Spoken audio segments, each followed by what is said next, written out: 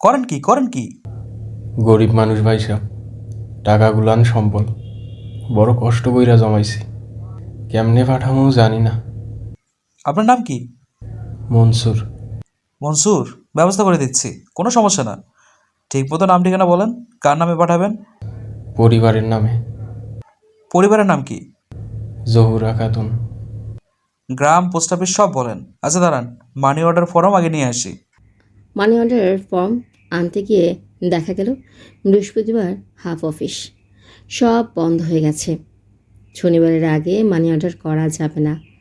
আজগর সাহেব বললেন, ভাই, আপনি শনিবার সকাল 10টার মধ্যে চলে আসবেন। আমি মানি অর্ডার করে দেব, কোনো টাকা লাগবে না, বিনা টাকায় করব। চা খাবেন? চা খান। লোকটা চা খেলো। তার মনে হয় কিছু সমস্যা আছে। চা খেতে খেতে কিছুক্ষণ কাঁদলো। চলে যাওয়ার সময় আজগর সাহেবকে অবাক করে দিয়ে বলল, ভাইজান, টাকাগুলান সাথে নিয়ে যাব না, আমার অসুবিধা আছে, আপনার কাছেই থাক, আমি শনিবারে আসুন। আজগর সাহেব বিস্মিত হয়ে বললেন। আমার কাছে টাকা রেখে যাবেন? এতগুলো টাকা? লোকটা আগের মতো অস্পষ্ট গলায় বিড়বিড় করে বলল, জি ভাইজান, কোনো উপায় নেই, গরিবের বহুত কষ্টের টাকা, আপনার হাতে দিয়ে গেলাম ভাইজান, আমি শনিবারে আসবো। লোকটি আর আসেনি। আজগর সাহেব 7 বছর টাকা নিয়ে অপেক্ষা করছেন। লোকটা আসছে না বলেই তিনি দায়মুক্ত হয়ে দেশের বাড়িতে যেতে পারছেন না। সম্পূর্ণ অকারণেই তিনি অন্যের সমস্যায় জড়িয়ে পড়েছেন। কিছু কিছু মানুষ থাকে যাদের নিজেদের তেমন কোনো সমস্যা থাকে না। তারা নিজেদের সঙ্গে সম্পর্কবিহীন অদ্ভুত সব সমস্যায় জড়িয়ে পড়ে। নিজেকে কিছুতেই অন্যের সমস্যা থেকে মুক্ত করতে পারে না, হাজার চেষ্টা করেও না। আজগর সাহেবের ঘর দোতলায়। একতলায় দর্জির একটা দোকান। দর্জির নাম বদরুল মিয়া। বদরুল মিয়া পরিবার নিয়ে দোতলায় থাকেন। তিনি তার একটি ঘর সাবলেট দিয়েছেন আলী আসগরকে। রাত 2:30 বাজে। এই সময়ে বদরুল মিয়াকে ডেকে তুলে আসগর সাহেব সম্পর্কে কিছু জিজ্ঞেস করা ঠিক হবে কি না বুঝতে পারছে না। বদরুল মিয়া অবশ্যই এমনিতেই খুব মাইডিয়ার ধরনের লোক। বয়স 50-এর উপরে, ছোটোখাটো হাসিখুশি মানুষ। মাথায় টুপি পরে হাসি মুখে অনবরত ঘন্টা ঘন্টা করে পা মেশিন চালান। বদরুল মিয়ার বিশেষত্ব হচ্ছে তিনি মেয়েদের ব্লাউজ ছাড়া অন্য কিছুই বানাতে পারেন না, কিংবা পারলেও বানান না। ব্লাউজ মনে হয় তিনি ভালো বানান। তার দোকানে মেয়েদের ভিড় লেগেই থাকে। মেয়েরাও তাকে খুব পছন্দ করে। তাকে বদরুল চাচা না ডেকে নূর চাচা ডাকে, কারণ বদরুল মিয়ার চেহারা দেখতে অনেকটা অভিনেতা আসাদুজ্জামান নূরের মতো। হিমু বদরুল মিয়ার ঘরের দরজায় ধাক্কা দিয়ে ডাকলো, নূর চাচা আছেন নাকি? সঙ্গে সঙ্গে দরজা খুলে বদরুল মিয়া বের হয়ে এলেন। মনে হয় জেগেই ছিলেন। গভীরতে ডেকে তোলার জন্য তাকে মোটেও বিরক্ত মনে হলো না, বরং মনে হলো তিনি হিমুকে দেখে গভীর আনন্দ পেয়েছেন। মেয়েদের ব্লাউজের কারিগর হয়তো আনন্দময় ভুবনে বাস করেন। তিনি হাসি মুখে বললেন, কি ব্যাপার কি হেমো ভাই? আজগর সাহেবের খোঁজে এসেছিলাম, ঘর তালাবদ্ধ, খবর কিছু জানেন? জি না, কিছুই জানি না। আজ দোকান বন্ধ করেছি 12টার সময়, তখন দেখি আসেন নাই। এরকম কখনো হয় না, উনি সন্ধ্যার সময় চলে আসেন। আমি নিজেও চিন্তাযুক্ত, দেশের অবস্থা ভালো না, আবার দিয়েছে হরতাল। 12টার সময় দোকান বন্ধ করেছেন, আপনার কাজের চাপ মনে হয় খুব বেশি। বদরুল মিয়া আনন্দে হেসে ফেলে বললেন, সবই আল্লাহর ইচ্ছা। ব্যবসা মাশাআল্লাহ ভালো হচ্ছে। আন্দোলনের সময় মেয়ে ছেলেরা কাপড় বেশি বানায়। কাপড় না, ব্লাউজ মনে হয় বেশি বানায়। বদরুল মিয়া আবারও মিষ্টি করে হাসলেন। হিমু বলল, আচ্ছা নূর চাচা, আপনার এই অঞ্চলের সব মেয়ের বুকের মাপ আপনি জানেন তাই না? এটা জানতেই হয়, মাপ লাগে। এই অঞ্চলের সবচেয়ে বিশাল বক্ষা তরুণীর নাম কি? বদরুল মিয়া আবারও বিনীত ভঙ্গিতে হাসলেন, কিন্তু কিচ্ছু বললেন না। গলা খাকারি দিয়ে হাসি বন্ধ করলেন। হিমু বলল, প্রফেশনাল এথিক্স, নাম বলবেন না, খুব ভালো। নূর চাচা যাই? আসগর ভাইকে কিছু বলতে হবে? জি না, কিছু বলতে হবে না। একটু সাবধানে যাবেন হিমু ভাই, সময় খারাপ। গত রাত 3টার দিকে একটা মার্ডার হয়েছে, কানাকুদুসের কাজ। মাথা কেটে নিয়ে গেছে, শুধু বডি ফেলে গেছে। কানাকুদ্দুস আমাকে বোধহয় মার্ডার করবে না। যাই, কেমন? এত রাতে ঘুম ভাঙালাম, কিছু মনে করবেন না। জি না, এটা কোনো ব্যাপার না। জেগেই ছিলাম, তাহাজ্জুদের নামাজ পড়ছিলাম। সময় তো ভাই হয়ে এসেছে, আল্লাহ পাকের সামনে দাঁড়াবো। কি বলবো, এই নিয়ে চিন্তাযুক্ত থাকি। তাহাজ্জুদের নামাজ পড়ে ওনার দরবারে কান্নাকাটি করি। হিমু গলিতে নেমে দেখে কুকুরটা তারই জন্য অপেক্ষা করছে। তাকে দেখে গম্ভীর ভঙ্গিতে উঠে দাঁড়ালো। সে তাকে নিয়ে এসেছে, কাজেই নিয়ে যাওয়ার দায়িত্ব বোধ করছে। হিমু কুকুরটাকে বলল, চল যাই, যার খোঁজে এসেছিলাম তাকে পাওয়া গেল না। সে চিন্তিত ভঙ্গিতে মাথা নাড়ল। হিমু হাঁটছে আর কুকুরটা আসছে তার পেছন পেছন। তার সঙ্গে কথা বলতে সমস্যা হচ্ছে, বারবার মাথা ঘুরিয়ে পেছনে তাকাতে হচ্ছে। আজগর সাহেবের জন্য খুব চিন্তা হচ্ছে, কি করি বলতো? আমার কি ধারণা জানিস? আমার ধারণা তিনিও আমার মতো পুলিশের হাতে ধরা খেয়েছেন। 0 পয়েন্ট যেই গণ্ডগোলের আখড়া বের হয়েছে আর পুলিশ ধরেছে, নাভির 1 ইঞ্চি উপরে রোলারের গুতা খেয়ে পুলিশ হাজতে হাত পা এলিয়ে মনে হয় পড়ে আছেন। তোর কি মনে হয়? আমার ইনটুইশন বলছে রমনা থানায় গেলে আজগর সাহেবের খোঁজ পাবো, তবে যেতে ভয় লাগছে। প্রথমবার ভাগ্যগুণে ছাড়া পেয়েছি, আবার পাবো কিনা কে জানে। অন্যের ব্যাপারে আমার ইনটুইশন কাজ করে, নিজের ব্যাপারে কাজ করে না। এই হচ্ছে সমস্যা, বুঝলি? কুকুরটা হিমুকে বড় রাস্তা পর্যন্ত এগিয়ে দিল। সে তার গায়ে হাত দিয়ে আদর করল। হিমু বলল, আজ যাই, পরে একদিন তোর জন্য খাবার নিয়ে আসবো। কাবাব হাউসের ভালো কাবাব, শিক কাবাব আর নান রুটি। তুই ভালো থাকিস, খোড়া পানিয়ে এত হাঁটাহাঁটি করিস না, পাটার রেস্ট দরকার। হিমু রওনা দিয়েছে রমনা থানার দিকে। কুকুরটা মূর্তির মতো দাঁড়িয়ে আছে। হিমুকে যতক্ষণ দেখা যায় ততক্ষণই সে দাঁড়িয়ে থাকবে। যেতে যেতে মারিয়ার কথা কী ভাববে? অফ করা সুইচ অন করে দেবে? একটা ইন্টারেস্টিং চিঠি মেয়েটা লিখেছিল, সাংকেতিক ভাষার চিঠি। কিছুতেই তার অর্থ বের করতে পারে না। দিনের পর দিন কাগজটা চোখের সামনে মেলে ধরে বসে থাকে। শেষে এমন হলো অক্ষরগুলো মাথায় গেঁথে গেল। মস্তিষ্কের নিউরন একটা স্পেশাল ফাইল খুলে সেই ফাইলে এই চিঠি জমা করে রাখলো। ফাইল খুলে চিঠিটা কি দেখবে? দেখা যেতে পারে এই সাংকেতিক চিঠির পাঠোদ্ধার করে আমার ফুফাতো ভাই বাদল। তার সময় লাগে 3 মিনিটের মতো। ওই প্রসঙ্গে ভাবতে ইচ্ছে করছে না তার। হিমু মাথার সব কটা সুইচ অফ করে দিল। প্রচণ্ড খিদে লেগেছে। দুপুরে কি কিছু খেয়েছে? না, দুপুরে খাওয়া হয়নি। খাওয়া দাওয়ার ব্যাপারটা তার এখন অনিশ্চিত হয়ে পড়েছে। টাকা পয়সার খুব সমস্যা যাচ্ছে। বড় ফুপা বাদলের বাবা আগে প্রতি মাসে 1000 টাকা দিতেন। এই শর্তে দিতেন যে হিমু যাতে বাদলের সঙ্গে দেখা না করে। হিমুর প্রচণ্ড রকম দূষিত সম্মোহিনী ক্ষমতা থেকে বাদল রক্ষা পাবে। হিমু শর্ত মেনে দূরে দূরে আছে। মাস শেষে ফুপার অফিস থেকে টাকা নিয়ে আসে। গত 2 মাস হলো ফুপা টাকা দেওয়া বন্ধ করেছেন। শেষবার টাকা আনতে গিয়ে ফুপা চিবিয়ে চিবিয়ে বললেন, মাই ডিয়ার ইয়াং ম্যান, তুমি ভিক্ষা করে জীবিকা নির্বাহ করছো, কাজটা কি ভালো হচ্ছে? হিমু হাই তুলতে তুলতে বলল, এই দেশে শতকরা 30% লোক ভিক্ষা করে জীবনযাপন করছে, কাজেই আমি খারাপ কিছু দেখছি না। তোর শরীর ভালো, স্বাস্থ্য ভালো, পড়াশোনা করছিস, তুই যদি ভিক্ষা করে বেড়া সেটা দেশের জন্য খারাপ। অর্থাৎ আপনি আমাকে মান্থলি অ্যালাউন্স দেবেন না?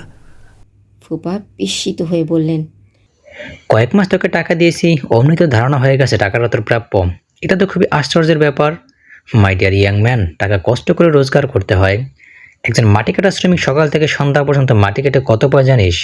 মাত্র 70 টাকা। তুই কি মাটি কাটছিস? জি না।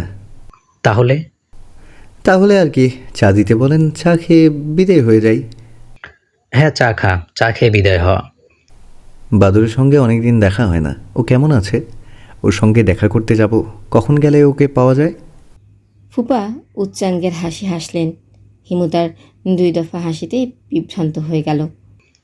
হিমু, জি ফুপা। আমার বাড়িতে আসার ব্যাপারে তোর উপর যে নিষেধাজ্ঞা ছিল তা এখন তুলে নেওয়া হলো। তুই যখন ইচ্ছা আসতে পারিস। হিমু বিস্মিত হয়ে বলল, বাদল কি দেশে নেই? ফুপা আবারও তার বিখ্যাত হাসি হেসে বললেন, না, তাকে দেশের বাইরে পড়তে পাঠিয়েছি। তোর হাত থেকে ওকে বাঁচানোর একটাই পথ ছিল। ভালো করেছেন। ভালো করেছি তো বটেই, এখন চা খা, চা খেয়ে পরে পথে পথে ঘুরে বেড়া। চায়ের সঙ্গে হালকা স্ন্যাক্স কি পাওয়া যাবে ফুপা? No snacks. চা যে খেতে দিচ্ছি এটাই কি যথেষ্ট না? যথেষ্ট তো বটেই। হিমু তার ফুপার অফিস থেকে চা খেয়ে চলে আসে। তার বাধা রোজগার বন্ধ। তাতে খুব যে ঘাবড়ে গেছে তা না। বাংলাদেশ ভিক্ষাবৃত্তির দেশ। এই দেশে ভিক্ষাবৃত্তিকে মহিমান্বিত করা হয়েছে। এখানে ভিক্ষা করে বেঁচে থাকা খুব কঠিন হবার কথা না। এখন অবশ্যই কঠিন বলে মনে হচ্ছে। খিদে অস্থির বোধ করছে। ভোরবেলা হাঁটতে হাঁটতে মারিয়াদের বাড়িতে উপস্থিত হলে তারা সকালের নাস্তা অবশ্যই খাওয়াবে। English breakfast. প্রথমে আধা গ্লাস কমলার রস। খিদেটাকে চনমনে করার জন্য ভিটামিন সি সমৃদ্ধ কমলার রসের কোনো তুলনা নেই। তারপর কি? তারপর অনেক কিছু আছে, সব টেবিলে সাজানো। যা ইচ্ছে তুলে নাও। পাউরুটি স্লাইস, পাশেই মাখনের বাটিতে মাখন, মাখন কাটা ছুরি, মার্মালেডের বোতল। অনেকে পাউরুটি স্লাইসে পুরো করে মাখন দিয়ে তার উপর হালকা মার্মালেড ছড়িয়ে দেন। ডিম সিদ্ধ, হাফ বয়েল। ডিম সিদ্ধর সঙ্গে আছে গোলমরিচের গুঁড়া ও লবণ। ডিম ভাঙতেই ভেতর থেকে গরম ভাপ উঠবে, হলদে কুসুম গড়িয়ে পড়তে শুরু করবে। তখন তার উপর ছিটিয়ে দিতে হবে গোলমরিচ ও লবণ। গোস্ত ভাজা, ইংরেজি নামটা যেন কি? সসেজ, ফ্রাইড সসেজ, আগুন গরম সসেজ। খাবার নিয়ম হলো 1 টুকরা গোস্ত ভাজা, 1 চুমুক ব্ল্যাক কফি। তাড়াহুড়া কিছু নেই। ফাঁকে ফাঁকে খবরের কাগজ পড়া যেতে পারে। সব পড়ার দরকার নেই, শুধু হেডলাইন। আচ্ছা, এইসব কি? আমি কি পাগল টাগল হয়ে যাচ্ছি? আমি না একজন মহাপুরুষ টাইপ মানুষ? খাদ্যের মতো অতি স্থূল একটা ব্যাপার আমাকে অভিভূত করে রাখবে, তা কি করে হয়? হিরোজ ওয়েলকাম বলে একটি বাক্য আছে। মহান বীর যুদ্ধ জয়ের পর দেশে ফিরে যা হয়, আনন্দ উল্লাস, আতশবাজি পুরানো, গণসঙ্গীত। থানায় পা দেয়া মাত্র হিরোজ ওয়েলকাম বাক্যটি হিমুর মাথায় এলো। হিমুকে নিয়ে হইচই পড়ে গেল। সেন্ট্রির সেপাই একটা বিকট চিৎকার দিল। আরে হেমু ভাইয়া, হিমু হকচকিয়ে গেল। থানার সবাই ছুটে এলেন। সেকেন্ড অফিসার একগাল হেসে বললেন, স্যার কেমন আছেন? ওসি সাহেব হিমুর হাত ধরে বসাতে বসাতে বললেন, ভাই সাহেব, আরাম করে বসুন তো। আপনি তো আমাদের দুশ্চিন্তে ফেলে দিয়েছিলেন। কারণ বাজারে যেখানে আপনাকে নামিয়ে দিয়েছি সেখানে 2বার জিপ পাঠিয়েছি আপনার খোঁজে। হিমু হতভম্ব হয়ে বলল, ব্যাপার কি? ব্যাপারটা যে কি সে তো আপনি বলবেন।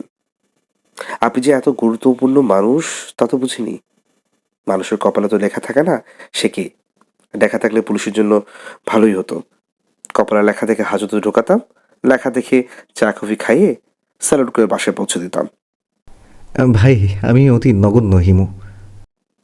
আপনি নগণ্য হলে আমাদের এই অবস্থা। কি অবস্থা? একেবারে বেড়াছের অবস্থা। দাঁড়ান, সব বলছি। ভাই সাহেব, চা খান। ওই আকবর, হিমু বাইরে চা দে। তারপর ভাই সাহেব শোনেন কি ব্যাপার। আপনাকে ছেড়ে দিলাম, তারপরেই মায়ের নামে একটি মেয়ে ফোন করলো, আপনার সঙ্গে কথা বলতে চায়। আমি যতবারে বলি ছেড়ে দিয়েছি ততই চেপে ধরে। আমার কথা বিশ্বাস করে না। রাগ করে টেলিফোন রেখে দিলাম। তারপর শুরু হলো গজব। কি গজব? একের পর এক টেলিফোন আসা শুরু হলো। ডিআইজি, এআইজি, সবশেষে আইজি সাহেব নিজে। আমি স্যারদের বললাম আপনাকে ছেড়ে দিয়েছি, তারা বিশ্বাস করলেন। তারপর টেলিফোন করলেন হোম মিনিস্টার। রাত তখন 3টা 10। মন্ত্রীরা তো সহজে কিছু বোঝেন না। যতই বলি স্যার ওনাকে ছেড়ে দিয়েছি, মন্ত্রী বলেন দেখি লাইনে দিন কথা বলি। আরে যাকে আমি ছেড়ে দিয়েছি তাকে লাইনে দেবে কিভাবে? আমি কি জাদুকর, জুয়েলাইজ? উনি বললেন হিমু সাহেবকে যেখান থেকে পারেন খুঁজে আনুন। আমার কলেজে গেল শুকিয়ে, হার্টের ড্রপ বিট শুরু হলো। এখন আপনাকে দেখে কলেজে পানি এসেছে, হার্টও নর্মাল হয়েছে। ভাইয়া, আপনি যে এমন তালেবর ব্যক্তি সেটা বুঝতে পারেনি। নিজ গুণে ক্ষমা করে দিন, পায়ের ধুলাও দিয়ে দিবেন। বোতলে ভরে থানার ফাইলে ক্যাবিনেটে রেখে দেব। এখন হিমু ভাইয়া, আপনি টেলিফোনটা হাতে নিন। যাদের নাম বললাম এক এক করে সবাইকে টেলিফোন করে জানান যে আপনি আছেন। আপনার মধুর কণ্ঠস্বর শুনিয়ে ওদের শান্ত করুন। ওনারা বড়ই অশান্ত। এদের কাউকেই আমি চিনি না। আপনি এদের চেনেন না? আর এরা আমার জান পানি করে দেবে তা তো হবে না ভাইয়া। নাচতে নেমেছেন, এখন ঘোমটা দিতে পারবেন না। আপনি মালিয়াকে টেলিফোন করুন, তার থেকে নাম্বার নিয়ে অন্যদের টেলিফোন ধরুন। আকবর চা নিয়ে এসেছে। ওসি সাহেব আকবরের কাছ থেকে চায়ের কাপ নিয়ে হিমুর সামনে রাখলেন। আকবরের দিকে আগুন চোখে তাকিয়ে বললেন, হারামজাদা, এক কাপ চা বানাতে এতক্ষণ লাগে? বলেই আচমকা এক চর বসালেন। আকবর উল্টে পড়ে গেল, আবার স্বাভাবিকভাবে উঠে দাঁড়িয়ে চলে গেল, যেন কিছুই হয়নি। ওসি সাহেব টেলিফোন সেট হিমুর দিকে এগিয়ে দিয়ে বললেন, নাম্বার বলুন, আমি ডায়াল করে দিচ্ছি। ডায়াল করতে আপনার কষ্ট হবে, আপনাকে কষ্ট দিতে চাই না। নাম্বার হচ্ছে 8 আমি তুমি আমি তুমি, এর মানে 81212 ভাই, আপনার কাণ্ড কারখানা কিছুই বুঝতে পারছি না, বুঝতে চাইছিও না। আপনি নিজেই টেলিফোন করুন। বুঝলেন হিমু ভাইয়া, আমি প্রতিজ্ঞা করছি যতদিন পুলিশের চাকরি করব ততদিন হলুদ পাঞ্জাবি পরা কাউকে ধরবো না, মার্ডার কেসের আসামি হলেও না। মারিয়া জেগেই ছিল। হিমু মারিয়াকে জানালো যে তাকে নিয়ে দুশ্চিন্তার কারণ নেই, সে ছাড়া পেয়েছে এবং ভালো আছে। মারিয়া বলল, আপনাকে নিয়ে দুশ্চিন্তা করছি? কে বলল? আপনাকে নিয়ে কোনো দুশ্চিন্তা করছি না। অকারণে দুশ্চিন্তাগ্রস্ত হবার মতো মেয়ে আমি না। বাবা দুশ্চিন্তা করছেন। আমার কাছ থেকে আপনার গ্রেফতারের কথা শুনে তিনি অস্থির হয়ে পড়লেন। তারপর শুরু করলেন টেলিফোন। আসাদুল্লাহ সাহেব কেমন আছেন? ভালো আছেন। টেলিফোন রাখি? তুই জেগে আছিস কেন? আপনাকে অসংখ্যবার বলেছি তুই তুই করবেন না। আচ্ছা, করব না। তুমি এত রাত পর্যন্ত জেগে আছো কেন? হিমু ভাই, আপনি অকারণেই কথা বলছেন। তোমার বাবা কি জেগে আছেন? হ্যাঁ, জেগে আছেন। বাবা রাতে ঘুমোতে পারেন না। আপনি কি বাবার সঙ্গে কথা বলবেন? না। বাবা আপনার সঙ্গে কথা বলার জন্য এত ব্যস্ত, আপনি তার সঙ্গে সামান্য কথা বলতেও আগ্রহী না? মরিয়ম, ব্যাপারটা হলো কি? মরিয়ম বলছেন কেন? আমার নাম কি মরিয়ম? ভুল হয়ে গেছে। ভুল তো হয়েছেই। আপনি একের পর এক ভুল করবেন, তারপর সেই ভুলটা শুদ্ধ হিসেবে দেখাবার একবার চেষ্টা করবেন। সেটা কি ঠিক? কি ভুল করলাম? যখন আপনাকে আমাদের খুব বেশি প্রয়োজন হয়েছিল, তখন আপনি ঠিক করলেন আমাদের বাসায় আর আসবেন না। বাবা আপনাকে এতটা পছন্দ করেন, তিনি অসুস্থ হয়ে পড়ে আছেন, আপনার কথা বলেন, কিন্তু আপনার খোঁজ নেই। যাতে আমরা আপনার খোঁজ না পাই তার জন্য আগের ঠিকানা পর্যন্ত পাল্টে ফেললেন।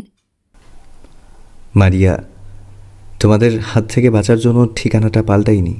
আমার অভ্যেস হচ্ছে 2 দিন পর পর জায়গা বদল করা।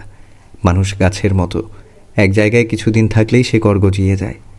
আমি চাই না আমার শিকড় গজাক। হিমু ভাই, হাত জোর করে আপনাকে একটা অনুরোধ করছি, দয়া করে আমার সঙ্গে ফিলোসফি করার চেষ্টা করবেন না। আপনি আমাদের বাসায় আসা বন্ধ করেছিলেন কারণ আমি আপনাকে একটা চিঠি দিয়েছিলাম। তখন আমার বয়স কম ছিল, 15 বছর। 15 বছরের একটা কিশোরী তো ভুল করবেই। মেয়েরা তাদের জীবনের সবচেয়ে বড় ভুলগুলো অ্যাডোলেসেন্স পিরিয়ডে করে। আমিও করেছি। ভুল বলছো কেন? ভুল বলছো কেন? তখন যা করেছিলে হয়তো ঠিকই করেছিলে, এখন ভুল মনে হচ্ছে। আমি জানতাম একদিন তোমার এরকম মনে হবে। জানতেন বলেই আমার চিঠির জবাব দেননি? মারিয়া, তোমাকে বলেছি চিঠির পাঠোদ্ধার আমি করতে পারিনি। আবার মিথ্যে বলছেন? পুরোপুরি মিথ্যে নয়, 50% মিথ্যা। আমি আবার 100% মিথ্যা বলতে পারি না। সবসময় মিথ্যার সঙ্গে সত্যি মিশিয়ে দিই। আমি কিছুই বুঝতে পারছি না, মিথ্যে কতটুকু আর সত্যি কতটুকু? আমি পাঠোদ্ধার করতে পারিনি, এটা সত্যি, তবে বাদল পেরেছে। বাদলকে? আমার ফুফাতো ভাই, আমার মহাভক্ত, আমার শিষ্য বলা যেতে পারে। আপনি আমার চিঠি দুনিয়ার সবাইকে দেখিয়ে বেরিয়েছেন? সবাই না, শুধু বাদলকে দেখিয়েছিলাম। সে সঙ্গে সঙ্গে অর্থ বের করে ফেলল। তখন আর চিঠিটা পড়তে ইচ্ছে করলো না। কাজেই অর্থ বের করার পরেও আমি চিঠি পড়িনি। আপনি চিঠি পড়েননি? না, কি লিখেছিলাম জানতে আগ্রহ হয়নি? আগ্রহ চাপা দিয়েছি। কারণ হলো, থাক, কারণ শুনতে চাই না। মারিয়া হঠাৎ করে বলল, এখন আমার ঘুম পাচ্ছে, আমি টেলিফোন রাখলাম। ও ভালো কথা, আপনার ঠিকানা বলুন, লিখে নেই। আর শুনুন, মা আপনাকে হাত দেখাতে চান, একদিন এসে আমার হাতটা দেখে দিন। হিমু ঠিকানা বলে দিল। সে টেলিফোন রাখল। হিমু ওসি সাহেবের দিকে তাকিয়ে হাসল। তিনি হাসলেন না, ভ্রু কুঁচকে তাকিয়ে রইলেন। হিমু বলল, আপনার দুশ্চিন্তা করার কোনো কারণ নেই। ভালো কথা, আপনার হাজতে আলী আসগর বলে কেউ আছে? বেচারার কোনো খোঁজ পাওয়া যাচ্ছে না। ওসি সাহেব সেকেন্ড অফিসারের দিকে তাকিয়ে বললেন, হিমু ভাইয়াকে হাজতে নিয়ে যান, উনি নিজে দেখুন। আজগর ফাজগর যাকেই পান নিয়ে বাড়ি চলে যান। আজগর সাহেব হাজতে ছিলেন। মনে হলো নাভির 1 ইঞ্চি উপরের রোলারের গুতা খেয়েছেন। সোজা হয়ে দাঁড়াতেই পারছেন না। হিমু তাকে ছাড়িয়ে নিয়ে চলে এলো। পুলিশের জিপ থাকলে এবারও হয়তো জিপে করে তাদের পৌঁছাতো। জিপ ছিল না। সকাল হয়ে আসছে। পিকেটাররা বের হবে। আগামী দিনে হরতাল জম্পেশ করে করা হবে। পুলিশের ব্যস্ততা সীমাহীন। হিমু আর আজগর হেঁটে হেঁটে যাচ্ছে। আজগর সাহেব হাঁটতে পারছেন না। হিমু বলল, রোলারের গুতা খেয়েছেন? আজগর সাহেব কিছু বললেন না, বলবেন না, তাও জানি। কিছু মানুষ আছে অন্যের সমস্যায় জড়িয়ে যায়, কিন্তু নিজের সমস্যা আড়াল করে রাখে। হিমু ভাই, জি। একটু বসবো? শরীর খারাপ লাগছে? হুম। হিমু তাকে সাবধানে ফুটপাতের উপর বসালো। তিনি সঙ্গে সঙ্গে বমি করলেন, রক্তবমি। আজগর সাহেব, জি। আপনার অবস্থা তো মনে হয় সুবিধার না। জি। চলুন আপনাকে হাসপাতালে নিয়ে যাই। বাসায় গিয়ে লাভ নেই। নেবেন কিভাবে? উঠে দাঁড়াতে পারছি না। একটা কিছু ব্যবস্থা হবেই। ব্যবস্থা না হওয়া পর্যন্ত আসুন, বসে থাকি, নাকি শোবেন? জি আচ্ছা। হিমু তাকে ফুটপাতে শুইয়ে দিল। মাথার নিচে ইট জাতীয় কিছু দিতে পারলে ভালো হতো। ইট দেখছে না। হিমু ভাই, জি। রাজনীতিবিদরা সাধারণ মানুষদের কষ্ট দিতে এত ভালোবাসে কি জন্য? তারা রাজনীতি করেন, আমরা কষ্ট পাই। এর কারণ কি? রাজনীতি হলো রাজাদের ব্যাপার, বোধহয় এই জন্যই। রাজনীতি বাদ দিয়ে তারা যখন জননীতি করবেন, তখন আর আমাদের কষ্ট হবে না। এরকম কি কখনো হবে? বুঝতে পারছি না। হবার তো কথা। মেঘের আড়ালে সূর্য থাকে। সূর্য কি আছে? সূর্য নিশ্চয়ই আছে, মেঘ সরে গেলেই দেখা যাবে। মেঘ যদি অনেক বেশি সময় থাকে তাহলে কিন্তু একসময় সূর্য ডুবে যায়। তখন মেঘ কেটে গেলেও সূর্যকে আর পাওয়া যায় না। হিমু শঙ্কিত বোধ করছে। ভয়াবহ ধরনের অসুস্থ মানুষেরা হঠাৎ দার্শনিক হয়ে ওঠে। ব্রেইনে অক্সিজেনের অভাব হয়। অক্সিজেন ডিপ্রাইভেশন ঘটিত সমস্যা দেখা দিতে থাকে। উচ্চস্তরের ফিলোসফি আসলে মস্তিষ্কে অক্সিজেন ঘাটতিজনিত সমস্যা। আজগর সাহেবকে দ্রুত হাসপাতালে নেবার ব্যবস্থা করতে হবে। রিক্সা, ভ্যান গাড়ি কিছুই দেখছে না। শেষ পর্যন্ত ব্যবস্থা হলো। মাটি কাটা কুলি একজন পাওয়া গেল।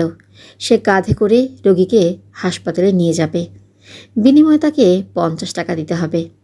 আজগর সাহেব মানুষের কাঁধে চড়তে লজ্জা পাচ্ছেন। হিমু বলল, লজ্জার কিছু নেই, হাসি মুখে কাঁধে চেপে বসুন। গল্প উপন্যাসে পাখি ডাকা ভোর বাক্যটা প্রায় পাওয়া যায়। যারা ভোরবেলা পাখির ডাক শোনে না, তাদের কাছে পাখি ডাকা ভোরের রোমান্টিক আবেদন আছে। লেখকরা কিন্তু পাঠকদের বিভ্রান্ত করেন। তারা পাখি ডাকা ভোর বাক্যটায় পাখির নাম বলেন না। ভোরবেলা যে পাখি ডাকে তার নাম কাক। কাক ডাকা ভোর লিখলে ভোরবেলার দৃশ্যটি পুরোপুরি ব্যাখ্যা করা যেত। কাকের কাকা শব্দে হিমুর ঘুমটা ভাঙল। খুব একটা খারাপ লাগলো তা না। কাকা শব্দ যত কর্কশই হোক, শব্দটা আসছে পাখির গলা থেকেই। প্রকৃতি অসুন্দর কিছু সৃষ্টি করে না। কাকের মধ্যেও সুন্দর কিছু নিশ্চয়ই আছে। সেই সুন্দরটা বের করতে হবে। এই ভাবতে ভাবতে বিছানা থেকে নামলো। তারপরই মনে হলো এত ভোরে বিছানা থেকে শুধু শুধু কেন নামছে। তার সামনে কোনো পরীক্ষা নেই যে হাত মুখ ধুয়ে বই নিয়ে বসতে হবে। ভোরে ট্রেন ধরার জন্য স্টেশ হয়ে ছুটতে হবে না। চলছে অসহযোগের ছুটি। শুধু একবার ঢাকা মেডিকেলে যেতে হবে। আসগর সাহেবের খোঁজ নিতে হবে। খোঁজ না নিলেও চলবে, তার তো কিচ্ছু করার নেই। সে তো আর কোনো চিকিৎসক না, অতি সাধারণ হিমু। কাজেই আরও খানিকক্ষণ শুয়ে থাকা যায়। চৈত্র মাসে শুরুর ভোরবেলাগুলোতে হিম হিম ভাব থাকে। হাত পা গুটিয়ে পাতলা চাদরে শরীর ঢেকে রাখলে মন্দ লাগে না। অনেকেই ভোর হওয়া দেখার জন্য রাত কাটার আগেই জেগে ওঠেন। তাদের ধারণা রাত কেটে ভোর হওয়া একটা অসাধারণ দৃশ্য। সেই দৃশ্য না দেখলে মানব জন্ম বৃথা। তাদের সঙ্গে ওর মত মেলে না। তার কাছে মনে হয় সব দৃশ্যই অসাধারণ। এই যে পাতলা একটা কাঁথা গায়ে মাথা ঢেকে শুয়েছে, এই দৃশ্যেরই কি তুলনা আছে? কাঁথার ছেঁড়া ফুটো দিয়ে আলো আসছে। একটা মশাও সেই ফুটো দিয়ে ভেতরে ঢুকছে। বেচারা খানিকটা হকচকিয়ে গিয়েছে। কি করবে বুঝতে পারছে না। সূর্য উঠে যাবার পর মশাদের রক্ত খাবার নিয়ম নেই। সূর্য উঠে গেছে। বেচারার বুকেও রক্তের তৃষ্ণা। চোখের সামনে খালি গায়ে এক লোক শুয়ে আছে। ইচ্ছে করলেই তার গায়ের রক্ত খাওয়া যায়। কিন্তু দিনের হয়ে হিমু নামক মানুষটার কানের কাছে ফন ফন করছে। মনে হচ্ছে অনুমতি প্রার্থনা করছে। মশাদের ভাষায় বলছে, স্যার, আপনার শরীর থেকে 1 ফুটার 5 ভাগের 1 ভাগ রক্ত কি খেতে পারি? আপনারা মুমূর্ষ রোগীর জন্য রক্ত দান করেন, ওদের প্রাণ রক্ষা করেন। আমাদের প্রাণও তো প্রাণ, ক্ষুদ্র হলেও প্রাণ। সেই প্রাণ রক্ষা করতে সামান্য রক্ত দিতে আপনাদের এত আপত্তি কেন স্যার? কবি বলেছেন, যতই করিবে দান তত যাবে বেড়ে। এসব দৃশ্য কি অসাধারণ না? তারপরেও আমরা আলাদা করে কিছু মুহূর্ত চিহ্নিত করি। এদের নাম দিই অসাধারণ মুহূর্ত। সাংবাদিকরা বিখ্যাত ব্যক্তিদের প্রশ্ন করেন, আপনার জীবনে স্মরণীয় ঘটনা কি? বিখ্যাত ব্যক্তিরা আবার ইনিয়ে বিনিয়ে স্মরণীয় ঘটনার কথা বলেন। বেশিরভাগই বানোয়াট। সমগ্র জীবনটাই কি স্মরণীয় ঘটনার মধ্যে পড়ে না? এই যে মশাটা কানের কাছে ফন ফন করতে করতে উঠছে, আবহ সঙ্গীত হিসেবে ভেসে আসছে কাকদের কা কা। এই ঘটনাও কি স্মরণীয় না? হিমু হাই তুলতে তুলতে মশাটাকে বলল, খা বেটা, রক্ত খা, আমি কিছুই বলবো না। ভর পেট রক্ত খেয়ে ঘুমোতে যা, আমাকেও ঘুমোতে দে। মশার সঙ্গে কথোপকথন শেষ করার সঙ্গে সঙ্গে দরজার কড়া নাড়ল। সূর্য ওঠা সকালে কে আসবে তার কাছে? মশাটার কথা বলা এবং বোঝার ক্ষমতা থাকলে হয়তো বলতো, যা বেটা, দেখে আয় কে এসেছে, দেখে এসে আমাকে কানে কানে বলে যা। যেহেতু মশাদের সেই ক্ষমতা নেই, সেহেতু ওকেই উঠতে হলো, দরজা খুলতে হলো। দরজা ধরে যে দাঁড়িয়ে আছে তার নাম মারিয়া। এই ভোরবেলায় কালো সানগ্লাসে তার চোখ ঢাকা, ঠোঁটে গাঢ় লিপস্টিক, চকলেট রঙের সিল্কের শাড়িতে কালো রঙের ফুল ফুটে আছে, কানে পাথর বসানো দুল, খুব সম্ভবত চুনি, লাল রং ঝিকমিক করে জ্বলছে।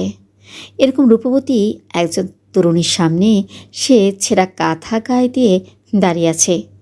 যে কোনো সময় কাঁথা গা থেকে পিছলে নেমে আসবে বলে এক হাতে কাঁথা সামলাতে হচ্ছে, অন্য হাতে লুঙ্গি। তাড়াহুড়ো করে বিছানা থেকে নেমেছে বলে লুঙ্গির গিট ভালো মতো দেওয়া হয়নি। লুঙ্গি খুলে নিচে নেমে এলে ভয়াবহ ব্যাপার হবে। আধুনিক ছোট গল্প। গল্পের শিরোনাম নাঙ্গু বাবা ও রূপবতী মারিয়া। হিমু নিজেকে সামলাতে সামলাতে বলল, মরিয়ম, তোমার খবর কি? ভোরবেলায় চোখে সানগ্লাস চোখ উঠেছে? না, চোখ ওঠেনি। আপনার খবর কি? খবর ভালো। এত সকালে এলে কিভাবে? হেঁটে? যতটা সকাল আপনি ভাবছেন এখন ততটা সকাল না, 10:30 বাজে। বলো কি? হ্যাঁ। এসেছো কি করে? গাড়ি টাড়ি তো চলছে না। রিকশায় এসেছি। গুড। ভিখারিদের এই কথা কোথায় পেয়েছেন? আমার স্থাবর সম্পত্তি বলতে এই কাঁথা, বিছানা আর মশারি। কাঁথা জড়িয়ে আছেন কেন? খালি গা তো, এই জন্যে কাঁথা জড়িয়ে আছি। আপনার কাছে কেন এসেছি জানেন? না। আপনাকে খুবই গুরুত্বপূর্ণ একটা কথা বলার জন্য এসেছি। বলে ফেলো। পরশু রাতে যখন টেলিফোনে কথা হলো তখনই আমার বলা উচিত ছিল, বলতে পারিনি। বলতে না পারার যন্ত্রণায় সারা রাত তোমার ঘুম হয়নি? এখন বলবো, বলে চলে যাব। চা খাবে? চা খাওয়াতে পারি। এরকম নোংরা জায়গায় বসে আমি চা খাবো না? জায়গাটা আমি বদলে ফেলতে পারি। কিভাবে বদলাবেন? চায়ের কাপ হাতে নিয়ে চিন্তা করতে হবে তুই বসে আছিস ময়ূরাক্ষী নদীর তীরে, শান্ত একটা নদী। তুই যে জায়গায় বসে আছিস সেই জায়গাটা হচ্ছে বটগাছের একটা গুড়ি। নদীর ঠিক উপরে বটগাছ হয় না, তবুও ধরা যাক হয়েছে। গাছে পাখি ডাকছে। মারিয়া শীতল গলায় বলল, তুই তুই করছেন কেন? মনের ভুলে তুই তুই করছি, আর হবে না। তোর সঙ্গে আমার যখন পরিচয় তখন তুই তুই করতাম তো, তাই। আপনি কখনোই আমার সঙ্গে তুই তুই করেননি। আপনার সঙ্গে কখনো আমার তেমন কথাও হয়নি। আপনি কথা বলতেন মার সঙ্গে, বাবার সঙ্গে, আমি শুনতাম। ও আচ্ছা। ও আচ্ছা বলবেন না, আমার স্মৃতিশক্তি খুব ভালো। স্মৃতিশক্তি খুব ভালো তা বলা কি ঠিক হচ্ছে? যা বলতে এসেছিস তা বলতে ভুলে গেছিস। ভুলিনি, চলে যাবার আগ মুহূর্তে বলবো। তাহলে ধরে নিতে পারি তুই কিছুক্ষণ আছিস। হ্যাঁ। আমি তাহলে হাত মুখ ধুয়ে আসি আর চট করে চা নিয়ে আসি। দুজনে বেশ মজা করে ময়ূরাক্ষী তীরে বসে চা খাওয়া হবে। যান, চা নিয়ে আসুন। 2 মিনিটের জন্য তুই কি চোখ বন্ধ করতে পারবি? কেন? আমি কাঁথাটা ফেলে দিয়ে একটা পাঞ্জাবি গায়ে দিতাম। আপনার সেই বিখ্যাত হলুদ পাঞ্জাবি? হ্যাঁ। চোখ বন্ধ করতে হবে না। রাস্তাঘাটে প্রচুর খালি গায়ের লোক আমি দেখি, এতে কিচ্ছু যায় আসে না। ভালো কথা, আপনি কি তুই তুই চালিয়ে যাবেন? হ্যাঁ। হিমু পাঞ্জাবি গায়ে দিল, লুঙ্গি বদলে পায়জামা পরল। হিমুর তোষকের নিচে 20 টাকার একটা নোট থাকার কথা। বধুর চায়ের দোকানে আগে বাকি দিত, এখন দিচ্ছে না। চা আনতে হলে নগদ পয়সা লাগবে। আমরা সম্ভবত অতি দ্রুত ফেলকরি মাখো তেলের জগতে প্রবেশ করছি। কিছুদিন আগেও বেশিরভাগ দোকানে বাঁধানো ফ্রেমে লেখা থাকতো, বাকি চাহিয়া লজ্জা দিবেন না। সেসব দোকানে বাকি চাওয়া হতো। দোকানের মালিকরা লজ্জা পেতেন না। এখন সেই লেখাও নেই, বাকির সিস্টেমও নেই। তোষকের নিচে কিছু পাওয়া গেল না। বধূর কাছ থেকে চা আসার ব্যাপারটা অনিশ্চিত হয়ে গেল। মরিয়ম খাটের কাছে গেল। খাটে বসার ইচ্ছে বোধ হয়েছিল। খাটের নোংরা চাদর, তেল চিটচিটে বালিশ মনে হচ্ছে পছন্দ হয়নি। চলে গেল ঘরের কোণে রাখা টেবিলে। সে বসল টেবিলে পা ঝুলিয়ে। হিমু শঙ্কিত বোধ করল। টেবিলটা নড়বড়ে, 3টা মাত্র পা। 4 নম্বর পায়ের অভাব মোচনের চেষ্টা করা হয়েছে টেবিলটাকে দেয়ালের সাথে হেলান দিয়ে। মরিয়ম টেবিলে বসে যেভাবে নড়াচড়া করছে তাতে ব্যালেন্সে গণ্ডগোল করে যে কোনো মুহূর্তে কিছু একটা ঘটে যেতে পারে। মরিয়ম পা দোলাতে দোলাতে পড়ল, আপনার এই ঘর কখনো ঝাড় দেওয়া হয় না? একেবারেই যে হয় না তা না, মাঝে মাঝে হয়। তোষকের নিচে কি খুঁজছেন? টাকা পাচ্ছি না, হাপিস হয়ে গেছে। তুই কি 10টা টাকা ধার দিবি? না, আমি ধার দেই না। আপনার বিছানার উপর যে জিনিসটা ঝুলছে তার নাম কি মশারি? হুম। সারা মশারি জুড়ে তো বিশাল ফোঁটা, কি কাণ্ড! তুই আমার মশারি দেখে রাগ করছিস? মশারা খুব আনন্দিত হয়। মশারি যখন খাটাই মশারা হেসে ফেলে। মশাদের হাসি আপনি দেখেছেন? না দেখলেও অনুমান করতে পারি। তুই কি চোখ থেকে কালো চশমাটা নামাবি? অসহ্য লাগছে।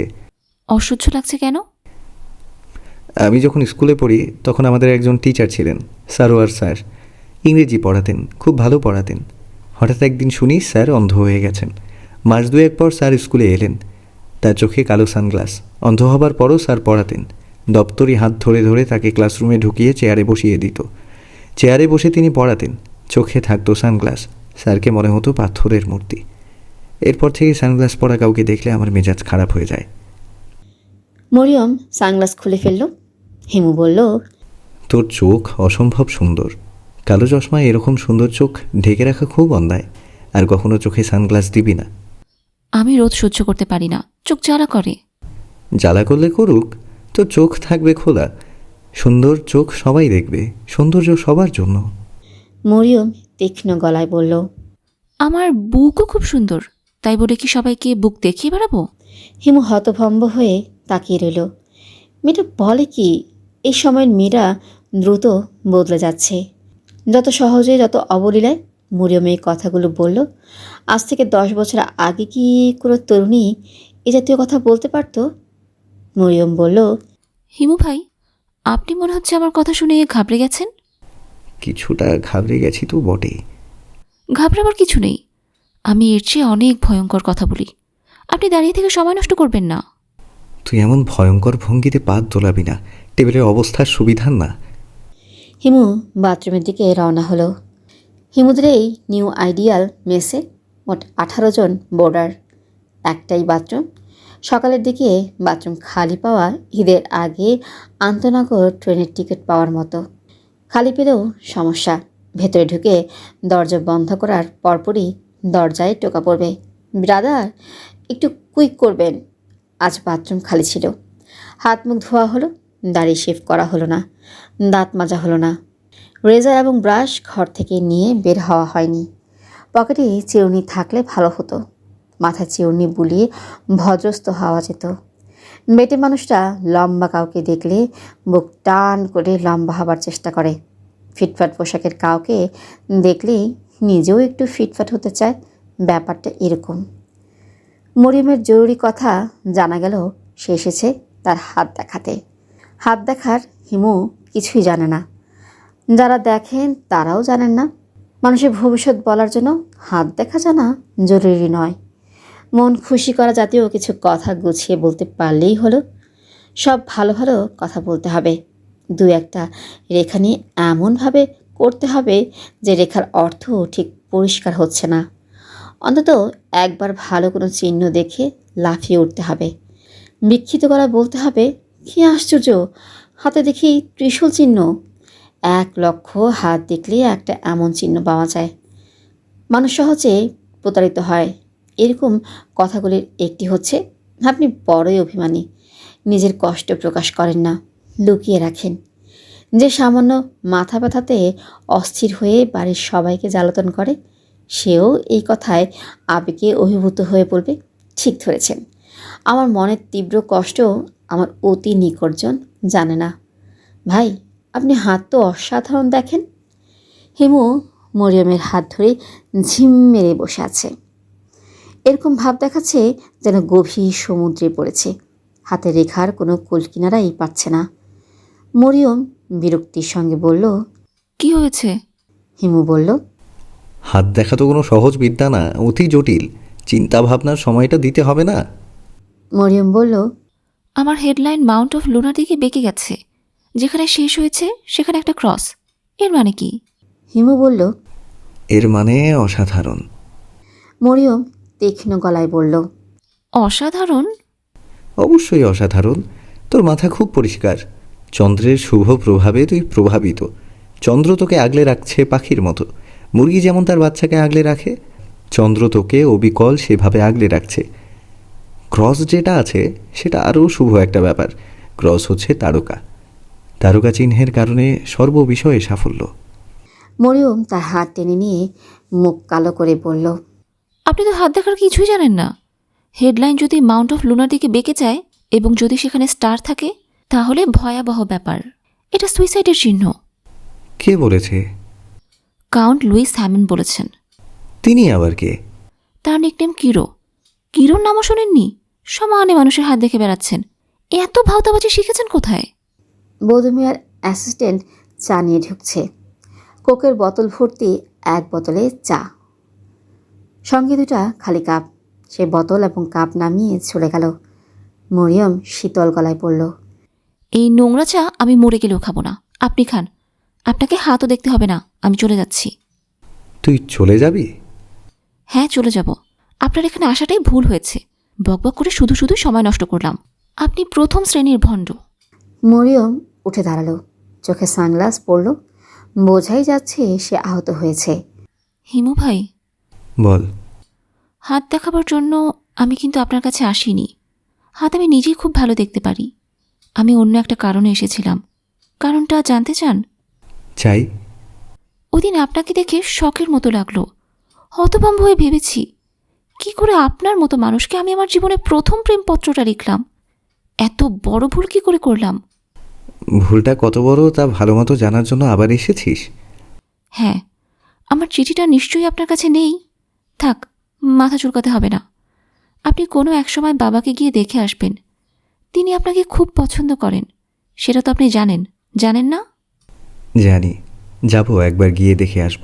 চল, তোকে রাস্তা পর্যন্ত এগিয়ে দিয়ে আসি। আপনাকে আসতে হবে না। আপনি না এলে আমি খুশি হব।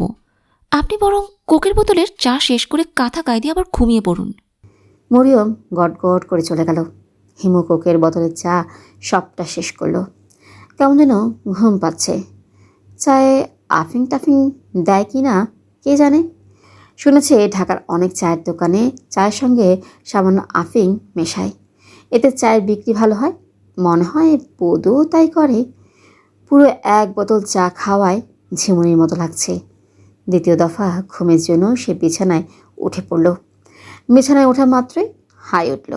হায়ের বৈজ্ঞানিক ব্যাখ্যা হলো শরীরে অক্সিজেনের অভাব হচ্ছে, শরীর তাই জানান দিচ্ছে। আর অবৈজ্ঞানিক ব্যাখ্যা হচ্ছে আমার ঘুম পাচ্ছে। এই মুহূর্তে অবৈজ্ঞানিক ব্যাখ্যাটাই হিমুর কাছে গ্রহণযোগ্য বলে মনে হচ্ছে।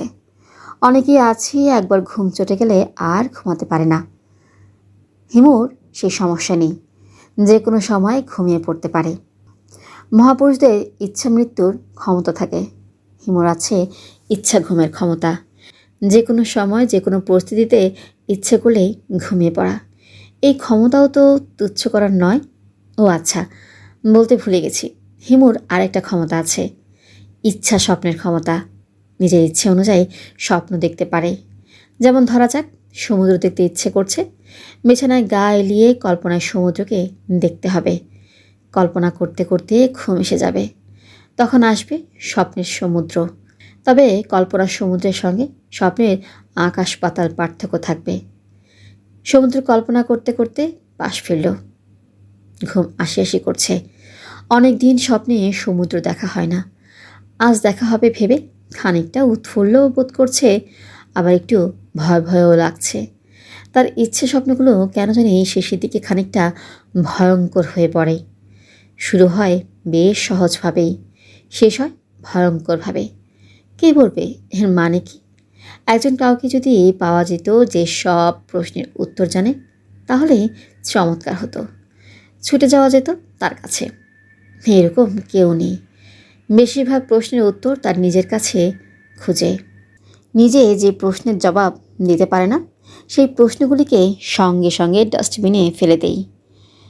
ডাস্টবিনের মরা বিড়াল, পচাগলা খাবার, মেয়েদের স্যানিটারি ন্যাপকিনের সঙ্গে প্রশ্নগুলিও পড়ে থাকে। আমরা ভাবি প্রশ্নগুলিও একসময় পৌঁছে যাবে, মিউনিসিপ্যালিটির গাড়ি এসে নিয়ে যাবে। কে জানে নাই কি না। হিমু পাশ ফিরল। ঘুম আর স্বপ্ন দুটাই একসঙ্গে এসেছে। তার স্বপ্ন দেখার ব্যাপারটা খুব ইন্টারেস্টিং। সে স্বপ্ন দেখার সময় বুঝতে পারে যে স্বপ্ন দেখছে, এবং মাঝে মধ্যে স্বপ্ন বদলে ফেলতেও পারে। যেমন ধরা যাক খুব ভয়ের একটা স্বপ্ন দেখছে, অনেক উঁচু থেকে সাঁই সাঁই করে নিচে পড়ে যাচ্ছে, শরীর কাঁপছে। তখন হুট করে স্বপ্নটা বদলে অন্য স্বপ্ন করে ফেলে। স্বপ্নের মধ্যে ব্যাখ্যাও করতে পারে স্বপ্নটা কেন দেখছে। আজ দেখলেও মরিয়মের বাবা আসাদুল্লাহ সাহেবকে। তাকে দেখা খুব স্বাভাবিক। একটুক্ষণ আগেই মরিয়মের সঙ্গে তার কথা হচ্ছিল। মরিয়ম তাকে ধরে ধরে নিয়ে যাচ্ছে, কারণ তিনি অন্ধ। এটা কেন দেখলো বুঝতে পারছে না। আসাদুল্লাহ সাহেব অন্ধ না। আসাদুল্লাহ সাহেবকে একটা চেয়ারে বসিয়ে দেওয়া হলো। তখন তার মুখটা হয়ে গেল পত্রলেখক আসগর সাহেবের মতো। এটা কেন হলো বোঝা গেল না। স্বপ্ন অতি দ্রুত জটিল হয়ে যায়। খুব জটিল হলে স্বপ্ন হাতছাড়া হয়ে যায়। তখন আর তার উপর কোনো নিয়ন্ত্রণ থাকে না। মনে হচ্ছে স্বপ্ন জটিল হতে শুরু করেছে। মরিয়ম তার বাবার পেছনে গিয়ে দাঁড়ালো। যদিও ভদ্রলোককে এখন দেখাচ্ছে পুরোপুরি আসগর সাহেবের মতো। মরিয়ম বলল, আমার বাবা পৃথিবীর সব প্রশ্নের জবাব জানেন, যার যা প্রশ্ন আছে করুন, আমাদের হাতে সময় নেই, একেবারেই সময় নেই। যে কোনো সময় রমনা থানার ওসি চলে আসবেন, তিনি আসার আগে প্রশ্ন করতে হবে। কুইক কুইক, কে প্রথম প্রশ্ন করবেন? কে? হিমু বুঝতে পারছে স্বপ্ন তার নিয়ন্ত্রণের বাইরে চলে যাচ্ছে। সে এখন চলবে তার নিজস্ব অদ্ভুত নিয়মে। হিমু তারপরেও হাল ছেড়ে দিল না, হাত উঠালো। মরিয়ম বলল, আপনি প্রশ্ন করবেন? জি। আপনার নাম এবং পরিচয় দিন। আমার নাম হিমু, আমি মহাপুরুষ। আপনার প্রশ্ন কি বলুন, বাবা আপনার প্রশ্নের জবাব দেবেন। মহাপুরুষ হবার প্রথম শর্ত কি? আসাদুল্লাহ সাহেব উঠে দাঁড়িয়েছেন। তিনি মহাপুরুষ হবার শর্ত বলা শুরু করেছেন। তার গলার স্বর ভারী এবং গম্ভীর, খানিকটা প্রতিধ্বনি হচ্ছে। মনে হচ্ছে পাহাড়ের গুহার ভেতর থেকে কথা বলছেন। এক এক যুগের মহাপুরুষরা এক এক রকম হন। মহাপুরুষদের যুগের সঙ্গে তাল বড় জাদুকর তাদের অদ্ভুত সব জাদু দেখিয়ে বেড়াতেন। কাজেই সেই যুগে মহাপুরুষ পাঠানো হলো জাদুকর হিসেবে। হজরত মুসার ছিল অসাধারণ জাদু ক্ষমতা। তার হাতের লাঠি ফেলে দিলে সাপ হয়ে যেত। সে সাপ অন্য জাদুকরদের সাপ খেয়ে ফেলত। হজরত ইউসুফের সময়টা ছিল সৌন্দর্যের, তখন রূপের খুব কদর ছিল। হজরত ইউসুফকে পাঠানো হলো অসম্ভব রূপবান মানুষ হিসেবে। হজরত ঈসা আলাইসাল্লামের যুগ ছিল চিকিৎসার, নানান ধরনের ওষুধপত্র তখন বের হলো। কাজেই হজরত ঈসাকে পাঠানো হলো অসাধারণ চিকিৎসক হিসেবে। তিনি অন্ধত্ব সারাতে পারতেন, বোবাকে কথা বলার ক্ষমতা দিতে পারতেন। বর্তমান যুগ হচ্ছে ভণ্ডামির, কাজেই এই যুগে মহাপুরুষকে অবশ্যই ভণ্ড হতে হবে। হাততালি পড়ছে। হাততালির শব্দে মাথা ধরে যাচ্ছে। সে চেষ্টা করছে এই স্বপ্নের হাত থেকে রক্ষা পেতে। এই স্বপ্ন দেখতে ভালো লাগছে না, কিন্তু স্বপ্ন ভাঙছে না। ফুপা টেলিগ্রামের ভাষায় চিঠি পাঠিয়েছেন। ইমার্জেন্সি কাম শার্প। চিঠি নিয়ে এসেছে তার অফিসের পিয়ন। সে যাচ্ছে না, চিঠি হাতে দিয়ে চোখ মুখ শক্ত করে দাঁড়িয়ে আছে। হিমু বলল, কি ব্যাপার? সে শুকনো গলায় বলল, বকশিস। বকশিস কিসের? তুমি ভয়ঙ্কর দুঃসংবাদ নিয়ে এসেছো। তোমাকে যে ধরে মার লাগাচ্ছি না, এই যথেষ্ট। ভালো খবর আনলে বকশিস পেতে। খুবই খারাপ সংবাদ।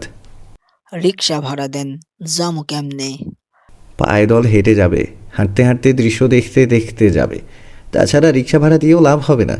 আজ রিক্সা চলছে না, ভয়াবহ হরতাল। রিক্সা টুকটাক চলতাছে। টুকটাক যেসব রিক্সা চলছে তাতে চললে বোমা খাবে। জেনে শুনে কাউকে কি বোমা খাওয়ানো যায়? তুমি কোন দল করো? কোনো দল করি না। বলো কি, আওয়ামী লীগ বিএনপি না? জি না। ভোট কাকে দাও? ভোট দেই না। তুমি তাহলে দেখি নির্দলীয় সরকারের লোক। এরকম তো সচরাচর পাওয়া যায় না। তোমার নাম কি? মোহাম্মদ আব্দুল গফুর।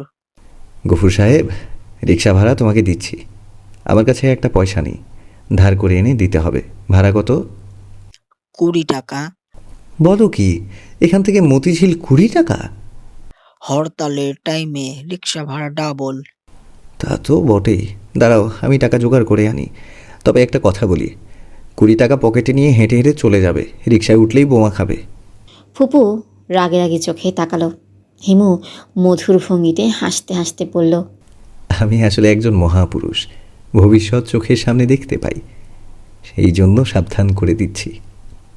জি আচ্ছা। মোহাম্মদ আব্দুল গফুর মুখ বেজার করে বসে রইল। হিমু মেসের ম্যানেজারের কাছ থেকে 20 টাকা ধার করল।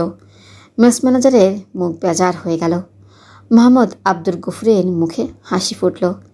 এখন এই মেস ম্যানেজার তার বেজার ভাব অন্যজনের উপর ঢেলে দেবে।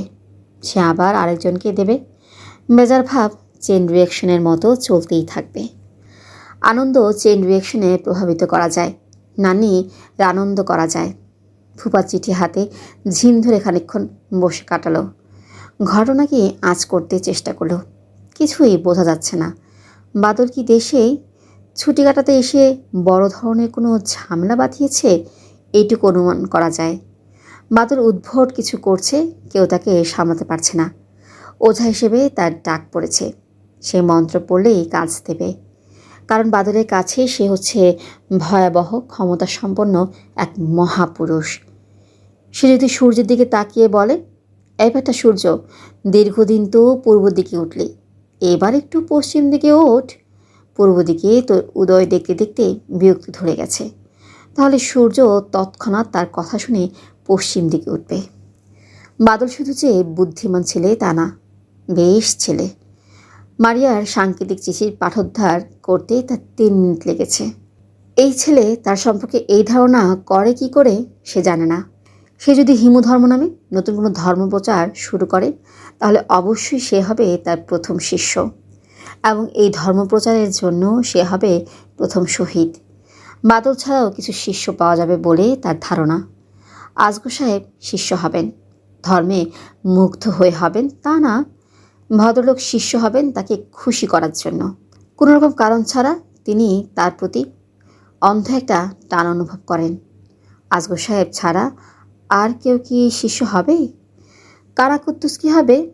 সম্ভাবনা আছে। সেও তাকে পছন্দ করে। তাকে একদিন জিজ্ঞেস করেছিল, মানুষ মারতে কেমন লাগে কুদ্দুস? সে খুব স্বাভাবিক ভঙ্গিতে হাই তুলতে তুলতে বলল, ভালো মন্দ কোনো রকম লাগে না। বটি দিয়ে লাউ কাটতে যেমন লাগে তেমন কচ একটা শব্দ? ঠিক সেই রকম না ভাইজান।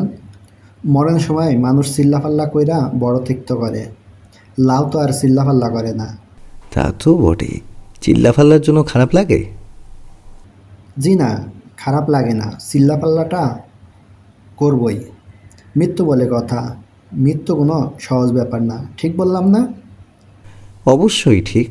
কুদ্দুস মিয়া উদাস ভঙ্গিতে বলল, আপনারা কেউ ডিস্টার্ব করলে নাম ঠিকানা দিয়েন। নাম ঠিকানা দিলে কি করবে? কচ ট্রিটমেন্ট? কচ করে লাউয়ের মতো কেটে ফেলবে? সেটা আমার বিষয়, আমি দেখব। আপনার কাম নাম ঠিকানা দেওয়া। আচ্ছা, মনে থাকলো। আরেকটা ঠিকানা দিতেছি। ধরেন কোনো বিপদে পড়ছেন, পুলিশ আপনারা খুঁজতেছে, আশ্রয় দরকার, দানা পানি দরকার, এই ঠিকানায় উপস্থিত হইয়া বলবেন আমার নাম হিমু, ব্যবস্থা হবে। আমি অ্যাডভান্স আপনারে কথা বইলা রাখছি, বলছি হিমু ভাই আমার উস্তাদ। আমি হিমু, এই কথাটা কাকে বলতে হবে? দরজায় 3টা টোকা দিয়ে একটু থামবেন, আবার 3 টোকা, এই হইল সিগনাল। তখন যে দরজা খুলব তারে বলবেন। দরজা কে খুলবে? আমার মেয়ে মানুষ দরজা খুলব, নাম জয়সুন, চেহারা বড় বেশি বিউটি, মনে হবে সিনেমার নায়িকা। খুব মোটা কাটা? গিয়া একবার দেখা আসেন, এমন সুন্দর দেখলে মনে হয় গলা টিপ্পা মাইরা ফেলি। গলা টিপে মেরে ফেলতে ইচ্ছে করে কেন?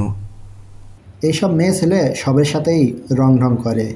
আপনি একটা বিশিষ্ট ভদ্রলোক, বিপদে পড়া তার ওইখানে আশ্রয় নিছেন, তা হারামি মেয়ে ছেলে খবর কি জানেন?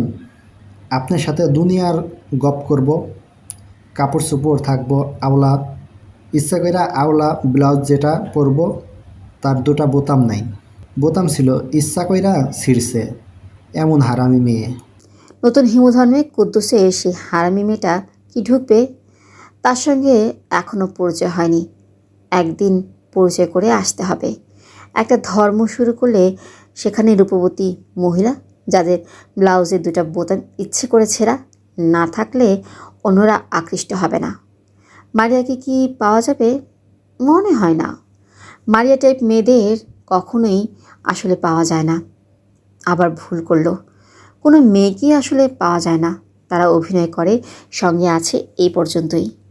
অভিনয় শুধু যে অতি প্রিয়জনদের সঙ্গে করে তা না, নিজের সঙ্গেও করে, নিজেরা সেটা বুঝতে পারে না। হিমু ফুপার বাসার দিকে রওনা হলো এমন সময় যেন দুপুরের ঠিক খাবার সময় উপস্থিত হতে পারে। 2 মাস খরচ দেওয়া হয়নি বলে মেসে মিল বন্ধ হয়ে গেছে। দুবেলা খাবার জন্য নিত্য নতুন ফন্দি ফিকির বের করতে হচ্ছে। দুপুরে খাবারটা ফুপার ওখানে সেরে রাতে যাবে মেডিকেল কলেজে আজগর সাহেবকে দেখতে। আজগর সাহেবের অবস্থা খুবই খারাপ, তিনি কিছুই খেতে পারেন না। তাকে দেয়া হাসপাতালের খাবারটা খেয়ে নিলে রাত পর্যন্ত নিশ্চিত। খুব বেশি সমস্যা হলে কানা কুদ্দুসের মেয়ে ছেলে 2টো বোতামহীন নায়িকা জয়গন্ত আছে। আজ বৃহস্পতিবার, হাফ অফিস। ফুপাদের বাসায় গিয়ে দেখছে যে সবাই টেবিলে খেতে বসেছে, সবার সঙ্গে ফুপাও আছেন। তার মুখ সবসময় গম্ভীর থাকে, আজ আরও গম্ভীর। তার চিঠি পেয়েই হিমু এসেছে। তারপরও তিনি এমন ভঙ্গি করলেন যেন তাকে দেখে তার বক্ষতালু জ্বলে যাচ্ছে। শুধু বাদল চেয়ার ছেড়ে লাফিয়ে উঠল, বিকট চিৎকার দিল। আরে হিমুদা, তুমি তুমি কোথা থেকে? ফুপা বিরক্ত গলায় বললেন, তোর ভাব দেখে মনে হচ্ছে যে আকাশ থেকে নেমে এসেছে। খাওয়া ছেড়ে উঠে দাঁড়িয়েছিস কেন? বস। বাদল বসল না, ঘোর লাগা চোখে তাকিয়ে রইল। হিমু গম্ভীর গলায় বলল, তারপর সব খবর ভালো? মনে হচ্ছে তুই ছুটিতে দেশে এসে আটকা পড়েছিস। কেউ কিচ্ছু বলল না, শুধু বাদল বলল, এতদিন পর তোমাকে দেখছি, কি যে ভালো লাগছে। তুমি হাত ধুয়ে খেতে বসো। মা, হিমুদাকে প্লেট দাও, আর একটা ডিম ভেজে দাও। হিমুদা ডিম ভাজা খুব পছন্দ করে। ফার্মের ডিম না মা, দেশি মুরগির ডিম। ফুপা বিরক্ত গলায় বললেন, খামোখা কথা বলবি না বাদল, কথা বলে মাথা ধরিয়ে দিচ্ছিস। ভাত খা, ঘরে 5 পদ তরকারি, এর মধ্যে আবার ডিম ভাজতে হবে? কাজের লোক নেই, কিছু নেই। বাদল বলল, আমি ভেজে নিয়ে আসছি। হিমুদা, তুমি হাত ধুয়ে টেবিলে বসো। হিমু হাত ধুয়ে টেবিলে বসল। বাদল তার মা বাবার অগ্নিদৃষ্টি উপেক্ষা করে সত্যি সত্যি ডিম ভাজতে গেল। কাপে ডিম ফেটেছে, চামচের শব্দ আসছে। হিমু টেবিলে বসতে বসতে ফুপার দিকে তাকিয়ে বলল, বাদলের সমস্যাটা কি? আপনি যে আমাকে চিঠি দিয়েছেন, বাদলের জন্যই তো দিয়েছেন। কি করেছে সে? চিকিৎসা করতে হলে রোগটা ভালো মতো জানা দরকার। ফুপা বললেন, হারামজাদার দেশ দরদি হয়েছে। অসহযোগের কারণে দেশ ধ্বংস হচ্ছে, এই চিন্তায় হারামজাদার মাথা শর্ট সার্কিট হয়ে গেছে। সে অনেক চিন্তা ভাবনা করে সমস্যা থেকে বাঁচার বুদ্ধি বের করেছে। হিমু আনন্দিত গলায় বলল, এটা তো ভালো কথা। দেশের সব চিন্তাশীল মানুষ এই সময়ে দেশ ঠিক করার পদ্ধতি নিয়ে ভাবছেন। মানববন্ধন ফন্ধন কী সব যেন করছেন। হাত ধরাধরি করে শুকনা মুখে দাঁড়িয়ে থাকা। বাদলের পদ্ধতিটা কি? ফুপা বললেন, গাধার পদ্ধতি তো গাধার মতোই। কিরকম সেটা? রাজপথে 4 পায়ে হামাগুড়ি দেবে, হামাগুড়ি দিতে দিতে সচিবালয়ের দিকে যাবে। সেটা করলেও তো ভালো ছিল। গাধাটা ঠিক করেছে। 0 পয়েন্টে গিয়ে রাজনীতিবিদদের শুভবুদ্ধি জাগ্রত করার জন্য সে গায়ে কেরোসিন ঢেলে আগুন ধরিয়ে দেবে। তাই নাকি? হ্যাঁ, বেকুর প্রায় 233 টাকা দিয়ে 1 টিন কেরোসিন কিনে এনেছে। তার ঘরে সাজানো আছে। তুই এখন এই যন্ত্রণা থেকে আমাকে বাঁচিয়ে দিয়ে যা। কেরোসিন কেনা হয়ে গেছে? হ্যাঁ, হয়ে গেছে। দেখি কি করা যায়। হিমু খাওয়া শুরু করলো। বাদল ডিম ভেজে হাসি মুখে উপস্থিত হলো। হিমু বলল, খিরে, তুই নাকি গায়ে আগুন দিচ্ছিস? বাদল উজ্জ্বল মুখে বলল, হ্যাঁ হিমুদা, আইডিয়াটা পেয়েছি বৌদ্ধ সন্ন্যাসীদের কাছে। আত্মাহুতি পত্রপত্রিকায় নিউজটা ছাপা হলে রাজনীতিবিদরা একটা ধাক্কা খাবেন। 2 নেত্রী বুঝবেন পরিস্থিতি সামাল দিতে হবে। তখন তারা আলোচনায় বসবেন। ফুপা তিক্ত গলায় বললেন,